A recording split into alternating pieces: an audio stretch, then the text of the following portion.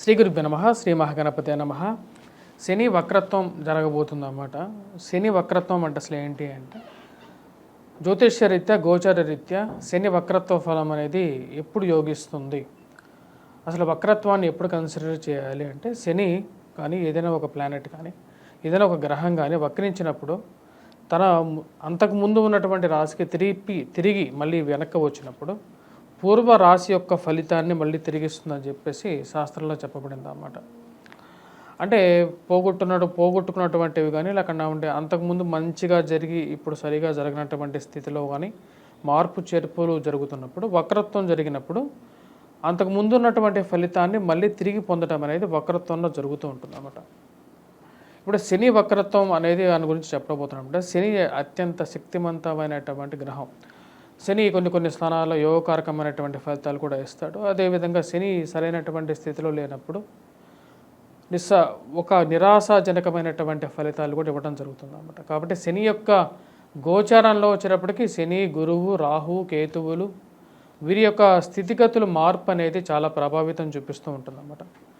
ఇప్పుడు శని వక్రత్వం అనేది జరగబోతుంది. ఈ యొక్క శని వక్రత్వం వచ్చేటప్పటికి 3 నెలల 15 రోజుల పాటు జరగబోతున్నది అన్నమాట. ఈ యొక్క ఫలితం అనేది ఎలా ఉండబోతుంది, అది గోచార రీత్యా రాశి రీత్యా ఎలా ఉండబోతుంది, అదేవిధంగా నక్షత్ర రీత్యా కూడా దీని యొక్క మార్పు అనేది ఉంటుంది. ఎందుకంటే కాలపురుషుడు నిర్ణయం అనేది ఒక నక్షత్రంలో శని యొక్క సంచారం జరుగుతున్నప్పుడు 27 నక్షత్రాల మీద కూడా దీని యొక్క ప్రభావం ఉంటుందని చెప్పి శాస్త్రంలో చెప్పబడింది అన్నమాట. దాని రీత్యా కూడా నా యొక్క గణన రీత్యా నేను 27 నక్షత్రాలకి ఎలా ఉండబోతుంది, ఏ రాశి వారికి ఎలా ఉండబోతుంది అనేది చూద్దాం.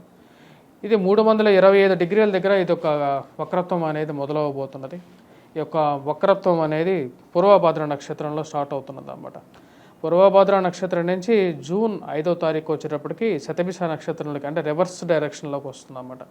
శని యొక్క మూమెంట్ అనేది రివర్స్ డైరెక్షన్లో శనికి శతభిష నక్షత్రం దగ్గరికి వస్తుంది. శతభిష నుంచి వచ్చేటప్పటికి మళ్ళీ 15వ తారీఖుకి వచ్చేటప్పటికి ఈ వక్రత్వం అనేది పూర్తిగా ఆగి శతభిష నక్షత్రంలో మళ్ళీ పురోగమన స్థితిలోకి మారుతున్నది, పూర్వభాద్ర నక్షత్రంలోకి మారుతున్నది అన్నమాట.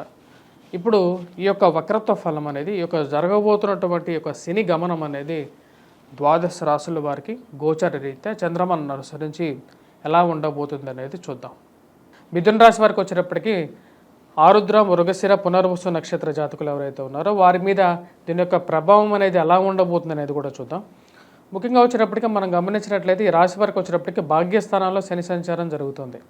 శని వక్రత్వంలో వచ్చేటప్పటికి శని తిరిగి మళ్ళీ వేరే రాశికి మారడం అనేది జరగట్లేదు, నక్షత్రం మార్పు అనేది ఉంది. కాబట్టి ఆరుద్ర, మృగశిర, పునర్వసు నక్షత్ర జాతకుల మీద దీని యొక్క ప్రభావం అనేది ఎలా ఉండబోతుంది అనేది ఇన్డెప్త్గా కూడా మనం చూద్దాం. భాగ్యస్థానాల్లో శని సంచారం జరుగుతున్నప్పుడు దాని ప్రభావం అనేది యాక్చువల్గా తండ్రి గారి ఆరోగ్యం మీద ఎక్కువగా ఉంటుందన్నమాట. అదేవిధంగా తండ్రి యొక్క అంటే తండ్రికి ఉద్యోగపరంగా కొన్ని కష్టాలు, నష్టాలు, అదేవిధంగా స్థిరచరాస్తుల మీద కూడా కొద్ది ప్రభావం అనేది ఉంటుంది.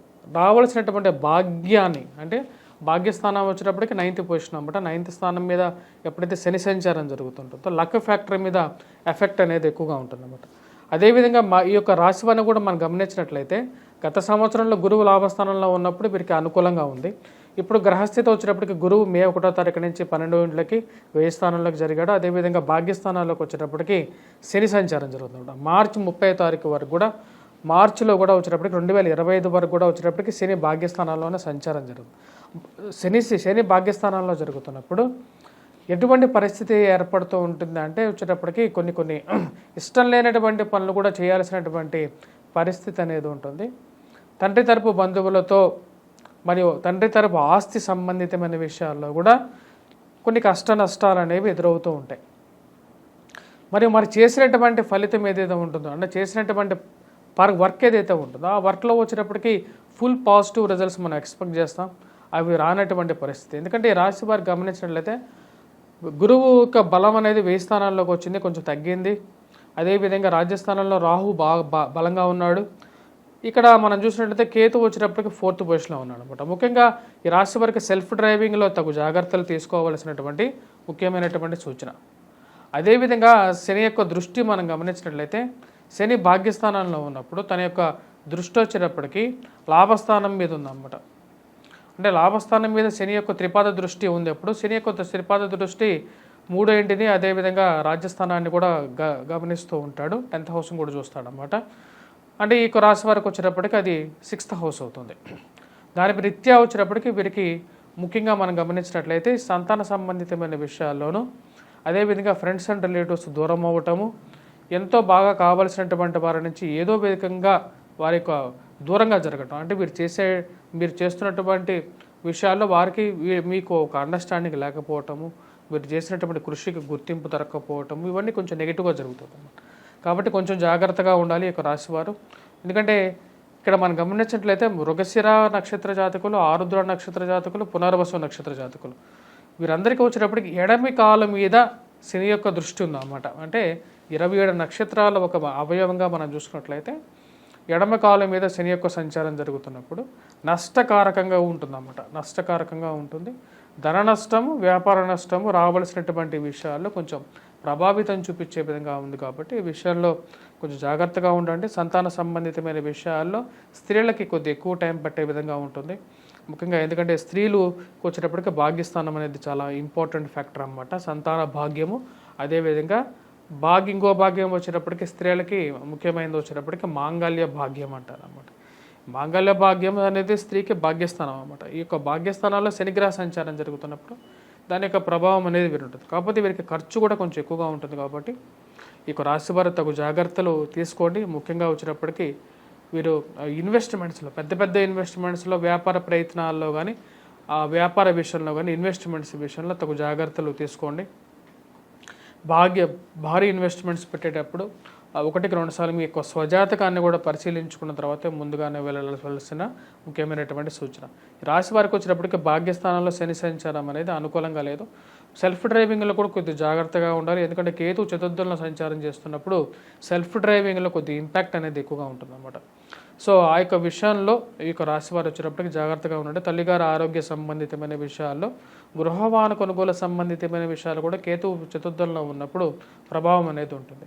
ఇంట్లోంచి బయటకు వచ్చినప్పుడు ఎప్పుడైనా సరే మీరు సెల్ఫ్ డ్రైవింగ్ చేసేటప్పుడు ఈ యొక్క రాశి వారు వచ్చేటప్పటికి ముఖ్యంగా ఓం గం గణపతియే నమః అనే మంత్రాన్ని చదవండి. ధూమ్రా గణపతి వ్రతం అనేది ఒకటి ఉంటుంది అన్నమాట. అంటే గణపతికి మనం ధూమ్ర పత్రాలని, ధూమ్ర ఆకులు అనమాట. అంటే ఏంటంటే గడ్డి పూసలను సమర్పించేసేసి వ్రతం చేస్తారు. ధూమ్ర గణపతి వ్రతం అనేది ఉంటుంది. అది చేయడానికి ప్రయత్నం చేయండి. అదేవిధంగా ఈ రాశి వారికి వచ్చేటప్పటికి మనం గమనించినట్లయితే గురువు యొక్క అనుకూలత అన్నమాట. ముఖ్యంగా ఎవరికైతే సంతానం గురించి ప్రయత్నం చేస్తున్నారో గురువు అనుకూలత అనేది చాలా ముఖ్యం. గురుగ్రహ మంత్ర జపాన్ని చేసుకోండి. శనికి వచ్చేటప్పటికి ముఖ్యంగా తైలాభిషేకం చేసుకోవటము, కేతువు యొక్క అనుకూలత అనేది కూడా ముఖ్యం ఈ రాశి వారికి. ఉదర సంబంధితమైనటువంటి వ్యాధులను కూడా గురి చేసే విధంగా ఉంటుంది. అదేవిధంగా కాళ్ళకి, కీళ్ళకి, మోకాళ్ళకి నొప్పులు రావటం అనేది కూడా ఉంటుంది అన్నమాట. ఎందుకంటే శని యొక్క దృష్టి షష్టమం మీద ఉంది కాబట్టి ఆ యొక్క ప్రభావం అనేది కూడా ఉంటుంది. కాబట్టి తగు జాగ్రత్తలు తీసుకోండి. మరియు ఈ యొక్క రాశి వారికి వచ్చేటప్పటికి గురువు ఆ యొక్క అనుకూలత అనేది చాలా ముఖ్యం. కాబట్టి విద్యార్థులు ముఖ్యంగా వచ్చేటప్పటికి ఆ విద్యార్థులు కూడా అంత అనుకూలమైనటువంటి ఫలితంగా గోచరించట్లేదు. రాబోతున్నటువంటి 3 months వెంకటేశ్వర స్వామి ఆరాధన అనేది చేసుకోండి. ఇది చాలా సింపుల్ టెక్నిక్ అన్నమాట. ప్రతి శనివారం దేవాలయ దర్శనం చేసుకోండి. నాన్ వెజిటేరియన్ డ్రింక్స్కి వీటన్నిటికీ శనివారం పూట దూరంగా ఉండండి. బ్లాక్ సాఫైర్ అనేది కూడా వీరికి బాగా కలిసి వస్తుంది లక్ ఫ్యాక్టర్గా చూసుకున్నట్లయితే. ఇక రాశికి వచ్చేటప్పటికి ముఖ్యంగా మనం గమనించినట్లయితే భాగ్యస్థానాల్లోకి ఎప్పుడైతే మిథున రాశి వారికి శని యొక్క సంచారం జరుగుతున్నప్పుడు తన యొక్క ప్రభావం ఎలా ఉంటుంది అంటే ముఖ్యంగా వచ్చేటప్పటికి నష్టద్రవ్యాన్ని ఎక్కువ జరుగుతుంది అన్నమాట. అంటే డబ్బు అనేది ఎక్కువగా నష్టపోవటం, అది కూడా తండ్రి తరపు బంధువులు కానీ తండ్రి నుంచి రావాల్సినటువంటి విషయంలో ఎక్కువగా నష్టం అనేది జరుగుతుంటుంది. అదేవిధంగా ఎప్పుడూ ఏదో ఒక దుఃఖాన్ని కలిగించే విధంగా ఉంటుంది, మానసికమైనటువంటి ఆందోళన కలిగించే విధంగా ఉంటుంది. మరియు డబ్బు ధనక్షయం అన్నమాట. డబ్బు ఎప్పుడు ఏదో విధంగా డబ్బు సంపాదించినటువంటి డబ్బు అంతా ఖర్చు అవటం అనేది కూడా ఒక పెద్ద ఇష్యూగా ఉంటుంది. ముఖ్య కారణం వచ్చినప్పటికీ భాగ్యస్థానాల్లో సంచారం చేస్తున్నటువంటి శని యొక్క ప్రభావమే అన్నమాట. ఎందుకంటే శని యొక్క దృష్టి ఇందాక చెప్పిన విధంగా అంత లాభస్థానం మీద శని ఉన్నప్పుడు ఇది వ్యాపారం మీద కూడా ప్రభావం చూపిస్తుంటుంది. ఫ్రెండ్స్ అండ్ రిలేటివ్స్తో ఎక్కువగా ఇష్యూస్ రావటం, ఆరోగ్యపరంగా కూడా అనుకూలత లేకపోవడం అనేది కలిగిస్తుంటుంది. అదేవిధంగా సప్తమ దృష్టి కూడా వచ్చేటప్పటికి సప్తమ దృష్టి కూడా అంత అనుకూలంగా లేదు ఈ రాశి వారికి. సప్తమ దృష్టి ఎప్పుడు శని దృష్టి వచ్చేటప్పటికి సింహం మీద ఉంది. దాని దృష్టి రీత్యా వచ్చేటప్పటికి ఈ రాశి వారికి తృతీయం అవుతుంది కాబట్టి అంత అనుకూలంగా లేదు. కాబట్టి ఈ రాశి వారు తగు జాగ్రత్తలు తీసుకోండి.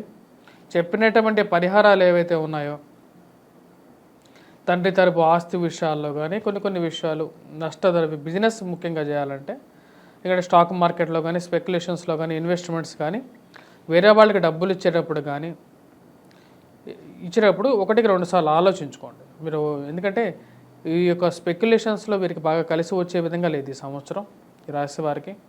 సో స్టాక్ మార్కెట్లో ఇన్వెస్ట్మెంట్స్ అనేది తగ్గించుకోండి ఈ సంవత్సరం. రిస్క్ ఇన్వెస్ట్మెంట్స్, భారీ ఇన్వెస్ట్మెంట్స్ ఏదైనా చేసే ముందు మీ యొక్క స్వజాతక ప్రకారంగా ఈ యొక్క సంవత్సరంలో అనుకూలంగా ఉందా లేదా అనేది తెలుసుకున్న తర్వాత దానికి ముందుకు వెళ్ళవలసినటువంటి ముఖ్యమైనటువంటి సూచన. మరియు అదేవిధంగా ఈ రాశి వారికి వచ్చేటప్పటికి శత్రువులు ఎక్కువగా పెరిగే విధంగా ఉంటుందన్నమాట. శత్రువు విషయంగా ఆరోగ్యపరంగా చికాకులు, ఎందుకంటే శని యొక్క దృష్టి షష్టమం మీద ఉంది కాబట్టి దాని యొక్క ప్రభావం అనేది ఉంటుంది. ఆ విషయంలో కూడా తగు జాగ్రత్తలు తీసుకోవాల్సినటువంటి ముఖ్యమైనటువంటి సూచన. స్వస్తి.